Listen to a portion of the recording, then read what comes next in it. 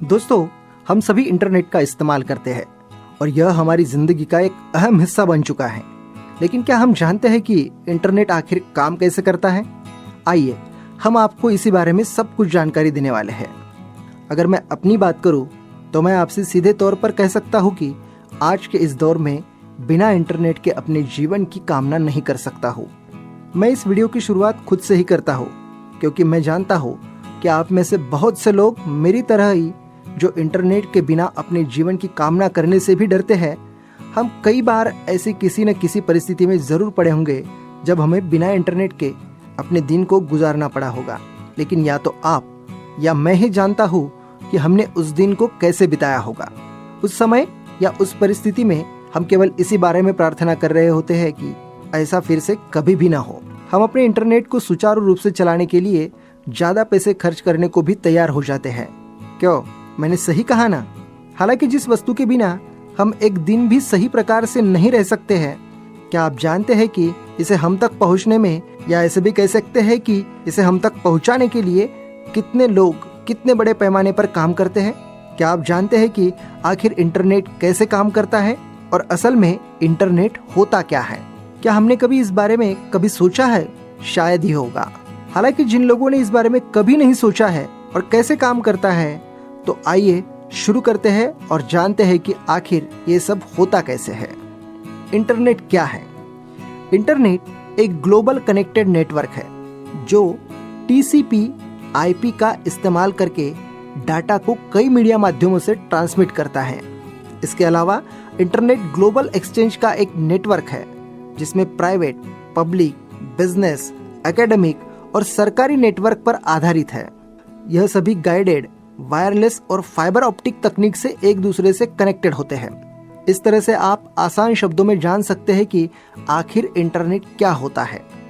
हालांकि इसे समझने के लिए आपको बहुत अधिक गहराई में जाना होगा, लेकिन जितना सरल हो सकता था हम आपको यहाँ जानकारी दे चुके हैं। आइए अब बात करते हैं कि आखिर इंटरनेट काम कैसे करता है। अब जब हम यह बात जान गए हैं कि आखिर इंटरनेट होता क्या है, अब आखिर एक इंटरनेट काम कैसे करता है, इस बारे में हम आपको बताने वाले हैं। अब यह वही चरण है जहां आपको एक ब्राउज़र की ज़रूरत होगी। आपके ब्राउज़र को एक क्लाइंट एप्लीकेशन कहा जा सकता है। ऐसा भी कह सकते हैं कि यह एक प्रोग्राम है जो आपको अलग अलग वेबसाइट आदि को रिक्वेस्ट करने के लिए आज़ादी देता है और उस डाटा पर यह रिस्पॉन्ड भी करता है जो वेबसाइट से आपको वापस भेजी जाती है। आइए अब विस्तार से जानते हैं कि आखिर इंटरनेट काम कैसे करता है। हम जानते हैं कि इंटरनेट आदि को चलाने में एक सर्वर की बड़ी अहम भूमिका होती है और हर सर्वर का अपना एक यूनिक IP एड्रेस होता है। उदाहरण के लिए ये IP एड्रेस आप देख लीजिए, यह एक सर्वर एड्रेस होता है। अब जब आप किसी वेबसाइट के लिए अपने ब्राउज़र द्वारा रिक्वेस्ट डालते हैं तो कहीं ना कहीं आपके ब्राउज़र को यह जानने की आवश्यकता होती है कि आखिर इसका IP एड्रेस क्या है। जैसे ही ब्राउज़र को यह मिल जाता है तो इसके बाद आपका browser DNS domain name service से कनेक्ट करता है। यहाँ इस URL का IP एड्रेस देखा जाता है। आप DNS को एक फ़ोन बुक की तरह भी देख सकते हैं।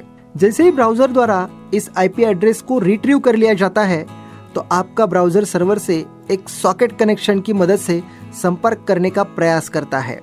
इसके बाद आपको जिस वेबसाइट के बारे में आपने रिक्वेस्ट किया था उसे ओपन कर दिया जाता है। अब यहाँ आपके ब्राउज़र और सर्वर के बीच एक ओपन कनेक्शन स्थापित हो गया है। अब आपके द्वारा की गई रिक्वेस्ट के अनुसार यह वेब पेज को ओपन कर देगा। हालांकि जब तक आपकी रिक्वेस्ट इंटरनेट के माध्यम से नहीं भेजी जाती है तब तक इसे कुछ नियमों को फॉलो किया जाता है और इन रूल्स को हम TCP या IP और HTTP प्रोटोकॉल के नाम से जानते हैं। इसे आप इस तरह से भी समझ सकते हैं कि आपके द्वारा की गई कोई भी रिक्वेस्ट और वेब सर्वर से भेजी गई हर एक जानकारी को कुछ छोटे डाटा पैकेज में चोप कर दिया जाता है। मान लीजिए कि आपने एक फ़ोटो के लिए रिक्वेस्ट की है, लेकिन इसे उसी समय कुछ डाटा के पैकेट आदि में बांट दिया जाता है। इन्हें डायल भी कहा जाता है। इस डायल को एक IP एड्रेस के तौर पर भी देखा जा सकता है। इसी तरह से इंटरनेट अपना काम करना शुरू करता है। इसके बाद सभी डाटा पैकेट को वेब सर्वर पर पहुंचाया जाता है। वेब सर्वर इन आर्टिकल्स को खोजता है, कुछ ऐसे ही जैसे आप अपनी अलमारी में एक फाइल को खोजते हैं। जैसे ही यह फाइल मिल जाती है, इसके बाद वेब सर्वर भी इस डाटा को टुकड़ों में बांट देता है और इन्हें फिर से ब्राउजर को भेजा जाता है। जैसे ही अब आपके ब्राउजर को सभी डाटा पैकेट मिल जाते हैं तो वह इन्हें HTML, CSS, जावास्क्रिप्ट और इमेज फाइल के रूप में आपको एक आर्टिकल के तौर पर नजर आने लगते हैं। जैसे ही सभी फाइल प्रोसेस हो जाती है, आप अपनी ब्राउजर की स्क्रीन पर इसे देख सकते हैं। अब आपको बड़े पैमाने पर पता चला होगा कि आखिर इंटरनेट आप तक कोई भी डाटा पहुंचाने के लिए किस तरह से और किन चरणों में गुजरकर काम करता है। अर्थात अब आप जान गए होंगे कि आखिर इंटरनेट कैसे काम करता है।